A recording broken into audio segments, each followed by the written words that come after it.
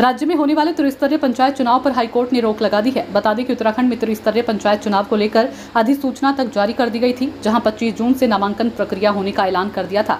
आचार संहिता भी लागू हो गई थी। प्रदेश में त्रिस्तरीय पंचायत चुनाव की तैयारी शुरू से ही सवालों के घेरे में रही है। सबसे पहले समय पर चुनाव नहीं हुए।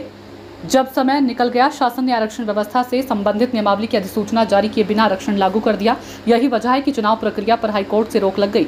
हालांकि आरक्षण से संबंधित एक अन्य याचिका पर आज हाईकोर्ट में सुनवाई होनी है। कांग्रेस का कहना है कि उसने तो पहले ही कह दिया था कि आरक्षण को लेकर कहीं न कहीं कमियां एवं खामियां हैं, और उसी को हाईकोर्ट ने भी सिद्ध कर दिया। सूर्यकांत धस्माना ने कहा कि आज या कल में हम अपने प्रभारियों की सूची भी जारी कर देंगे, और जैसे ही चुनाव की तारीख फाइनल होगी, सभी दमखम के साथ चुनाव लड़ेंगे। देखिए, हम पहले दिन से कह रहे हैं कि राज्य की सरकार पंचायत चुनाव नहीं करवाना चाहती। वो साबित हुआ जब इन्होंने पहली बार प्रशासक बनाए। नहीं करवाना चाहती वो दूसरी बार साबित हुआ जब इन्होंने कार्यकाल बढ़ाया। नहीं कराना चाहती तीसरी बार साबित हुआ जब इन्होंने रोस्टर को शून्य कर दिया।